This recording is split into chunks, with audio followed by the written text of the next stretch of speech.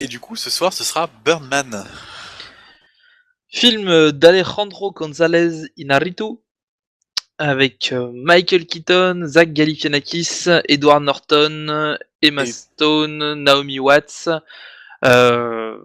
et d'autres encore. Il y a je quand même suis un sûr que j'en ai sacré oublié casting. un. Voilà, c'est un joli casting. Donc, qu'est-ce que raconte ce film? Franchement, j'ai pas trop compris de quoi il traite. Mais Ben, c'est apparemment un mec qui a incarné un personnage au cinéma et qui, enfin, on a l'impression qu'il tente de l'incarner dans la vraie vie, de se prendre pour lui pour une sorte de super-héros. J'ai pas vraiment compris ça. je sais pas trop de vraiment comment ça va traiter le sujet. En tout cas, parce que voilà, c'est visiblement sur un ancien acteur comme tu dis, qui a joué un super-héros, qui visiblement essaie de faire autre chose de sa vie maintenant. Mhm. Mais bon, voilà, en tout cas, le film a quand même reçu beaucoup de nominations aux Oscars et des trucs comme ça. Ça, je l'ai appris récemment. Mais Ouais. moi, j'ai découvert le film en fait par hasard. Franchement, je me suis posé un arrêt de tram et j'ai vu l'affiche avec du coup tout ce casting, tout ce splendide casting et du coup les nominations affichées. Et ça m'a impressionné. J'ai été très curieux du coup de voir cette affiche, très étrange. Et je me suis dit que ça pourrait être intéressant. Et là, j'ai reçu le message d'un ami qui m'expliquait que ce film était vraiment une tuerie. Donc je suis très impatient d'aller le voir. Parce que ça a l'air d'être un truc assez étrange. Ouais, je sais pas du tout ce que ça peut donner. Mais franchement, une semaine avant sa sortie, je n'avais jamais entendu parler. Pareil. Bah, on va y aller. Et on revient dans quelques instants vous dire ce qu'on en a pensé. À toutes. Tout. Là, c'est une jolie claque. C'est Un film qui mérite ses Oscars. Hein.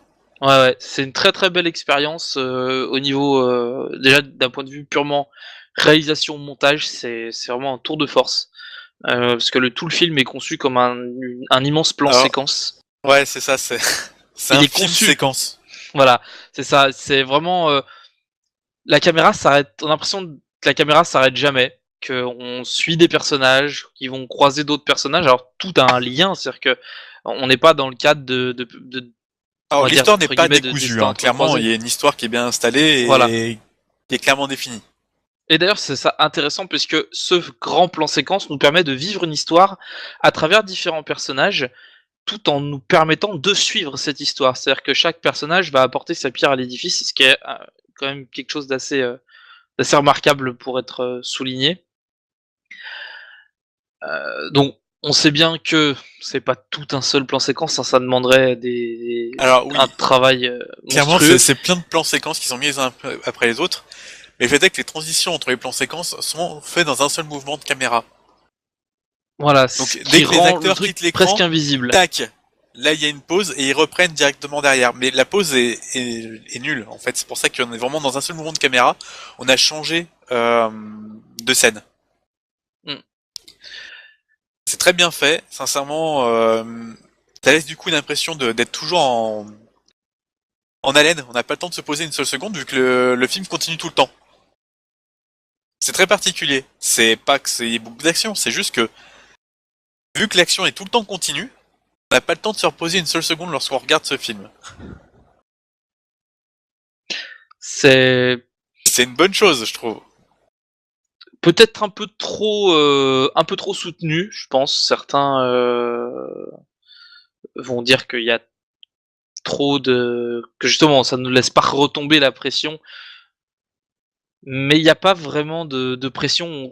On a l'impression d'être, c'est ce que tu m'as expliqué après la séance, c'est d'être en fait la caméra, d'être une sorte de petit objet volant, presque une mouche en fait, qui regarde des trucs passer. Et voilà, ça se passe et on suit en fait C'est la ça qui est très caméra donc, particulier, c'est qu'il y a des tout le long. mouvements de caméra très étranges qui font comme si, clairement les acteurs évoluent dans leur univers et il devait y avoir quelqu'un qui était là et qui prenait la caméra pour filmer. Alors je sais pas, soit c'est le type le plus stable du monde, soit ils avaient des grues, des trucs comme ça.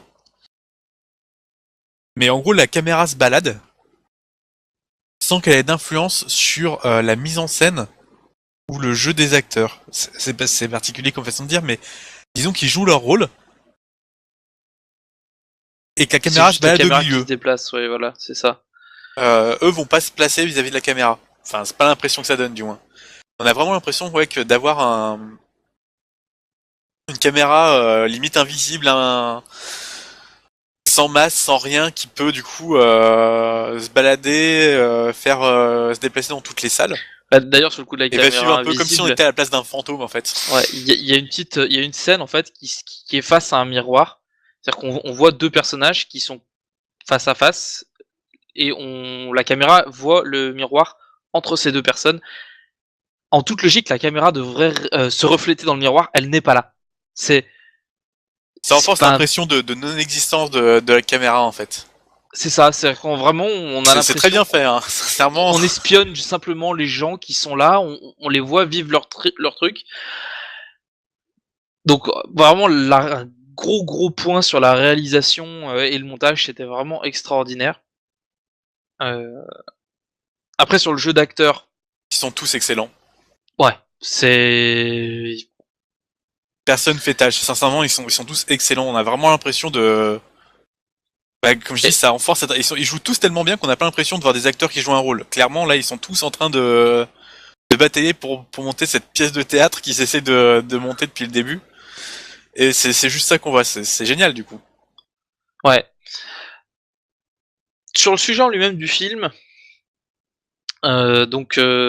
c'est un acteur donc qui s'appelle Ryan Regan Thompson, qui Thompson. était enfermé dans le rôle de Birdman, où il y a eu Birdman 1, Birdman 2, Birdman 3, et il dit lui-même qu'il a refusé de faire Birdman 4, mais en gros, Parce qu'il il voulait n'a faire fait autre chose de sa voilà, il a carrière fait que d'acteur. ça, il a fait que ça toute sa vie, il est connu que pour ce rôle-là, tout le temps, mais c'est que ça. Quand les gens le croisent dans la rue, il l'appelle Birdman, c'est pas, il l'appelle pas tout le temps par son nom, mais souvent c'est Birdman. Et il veut faire autre chose. Et il se heurte aux gens qui Il ne considère pensent pas pas. apte à faire ça parce que Voilà. Birdman, je veux dire, c'était soi-disant les premiers blockbusters en fait. C'est ce qui aurait lancé les films de super-héros. Donc on pense tout de suite au Batman de Tim Batman Burton, qu'il a fait qui sont justement interprétés par Michael Keaton. J'y vois un très gros parallèle entre les deux. Oui, il y en a un, c'est évident. C'est évident, mais c'est suffisamment bien fait pour ne pas forcément nous le rappeler. C'est-à-dire que ils vont parler de plein de franchises dans le film. Notamment, à un moment donné, ils recherchent un acteur et ils vont donner je sais pas combien de noms d'acteurs. Et à chaque fois, l'acteur sera pris par justement un gros blockbuster. Mais à aucun moment, ils ne citent Batman. Ils vont citer les Avengers, Iron Man, Spider-Man, mais ils vont pas citer Batman. Alors que voilà, ça fait partie des gros héros quand même de l'époque. Donc je trouve ça assez drôle qu'ils aient volontairement fait l'impasse dessus. Du coup, le film va traiter de beaucoup de choses. Il va traiter du coup de cette réflexion du coup sur les blockbusters, pas d'une manière du coup négative, Oui, mais plus maintenant c'est là et c'est qu'est-ce que font les gens après ça. Donc il y a cet aspect-là. Il y a l'aspect du théâtre, de comment est-ce qu'il est vu, perçu par les gens. Comment est-ce que du coup cet acteur perçoit lui-même le théâtre et les acteurs qui y jouent aussi, avec Edward Norton qui est du coup un peu une critique de ces fameux artistes un peu trop trop engagés ouais, dans leur rôle, qui ne excellent, vivent mais que pour leur rôle en fait. C'est-à-dire que s'il doit se couper un bras pour jouer son rôle, il se coupera un bras, quoi. C'est un peu ça va trop loin jusqu'à ce point-là. et aussi des critiques, parce que le que Michael Keaton qui joue Regan Thomas a vraiment peur en fait d'une seule critique qui soi-disant fait la pluie et le beau temps à New York et qui pourrait du coup totalement détruire sa pièce si elle balançait de mauvaises critiques. Et du coup, il a cette peur et il se confronte du coup plusieurs fois, va se confronter une bonne fois avec cette critique pour essayer de savoir ce qui va se passer. Enfin, C'est assez pour aussi drôle parce que le film traite pas uniquement de la condition du film ou par exemple du type de blockbuster, du type de des représentations théâtrales, mais également de l'acteur en lui-même, soi-disant Birdman. Et en fait, l'acteur, donc le Regan Thompson, le personnage, est perçu comme étant le Birdman, comme étant un mec qui est super célèbre pour ça, qui est riche pour ça. Qui a été riche pour ça. Bah, il est encore perçu comme étant riche. Mais lui, non, il ne l'est plus en fait. Il le dit à mon avis, il a survécu à sa fortune. Et c'est sa nouvelle carrière, c'est son nouvel espoir, c'est de se relancer sur les planches, au théâtre. Mais tout le monde le perçoit un petit peu comme étant, enfin notamment les critiques le perçoivent comme ça, comme étant un peu le gamin capricieux qui veut faire, voilà, surtout comme le gamin capricieux qui dit qu'il peut faire autre chose, tu vois. Mais pas vraiment comme étant un acteur accompli. Et ça, en fait, personne ne le considère comme un bon acteur. Et personne ne le considère même comme un acteur, en fait. C'est ça qui est assez étrange. Les gens, ils vont, non, mais juste ce que t'as fait, c'est Birdman. Le reste, on s'en fout. T'es quelqu'un de connu, mais t'es pas un acteur. C'est ça qui est très étrange. C'est vu que beaucoup de critiques ont visité ce personnage. Donc, c'est un très très bon film. Si on vous engage vraiment à le voir, si vous êtes fan de... Enfin, même si... Franchement, si vous êtes fan de cinéma. Si voilà, vous appréciez si vous êtes fan de cinéma, c'est vraiment un film allez à voir. Le voir, absolument. C'est intéressant, c'est plein du coup de réflexions intéressantes aussi. Pas forcément... pas comme si on les avait jamais vus. Mais c'est quand même très bien de les faire. Rien que pour la réalisation, franchement, ça vaut le coup. Cette idée de film-séquence est vraiment intéressante. On dit que ce sera pas utilisé souvent, mais c'est intéressant quand même. Rien que pour ça, ça vaut le coup.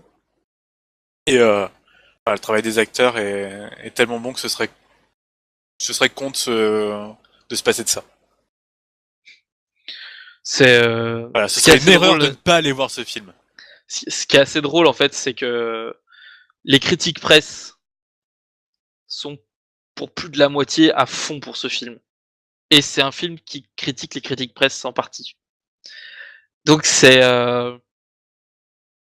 assez drôle d'avoir des situations un peu inversées comme ça. Vraiment, elle les critique, mais en même temps, elle leur donne un beau rôle. Oui, tout à fait, ouais. Donc c'est particulier. Film à voir, vraiment. Donc voilà, c'est tout ce qu'on peut dire sur Birdman. Et il y a plein d'autres choses à dire, mais on en parlerait du coup trop du film, ça prendrait trop longtemps et on n'a pas envie de spoiler un peu tout. voilà, c'est ça. Donc fini pour Birdman et allez le voir. Et nous, on vous donne rendez-vous à la prochaine séance. Ciao. Salut.